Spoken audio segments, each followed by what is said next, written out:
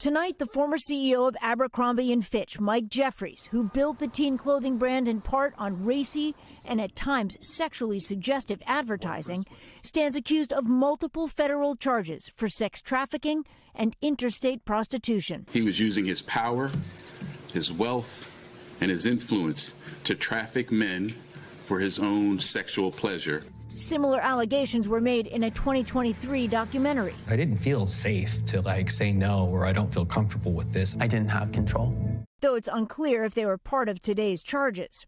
According to the federal indictment, Jeffries, along with an employee and his romantic partner, employed coercive, fraudulent, and deceptive tactics to get men to attend sex events, both within the U.S. and overseas, including France, Morocco, and St. Bart's from 2008 to 2015. They spent millions of dollars on a massive infrastructure to support this operation and maintain its secrecy.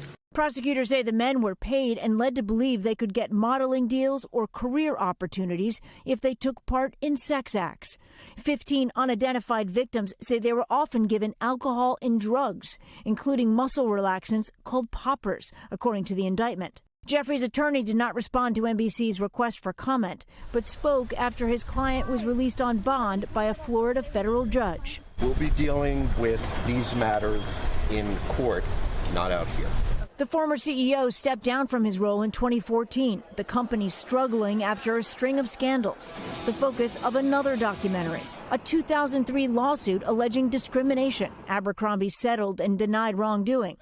Catalogs with sexually charged content were pulled, along with controversial T-shirts criticized for being racist and sexist. A decade later, Jeffries, once one of the most influential CEOs in the country, now charged with crimes that, if proven, could put him in prison for life.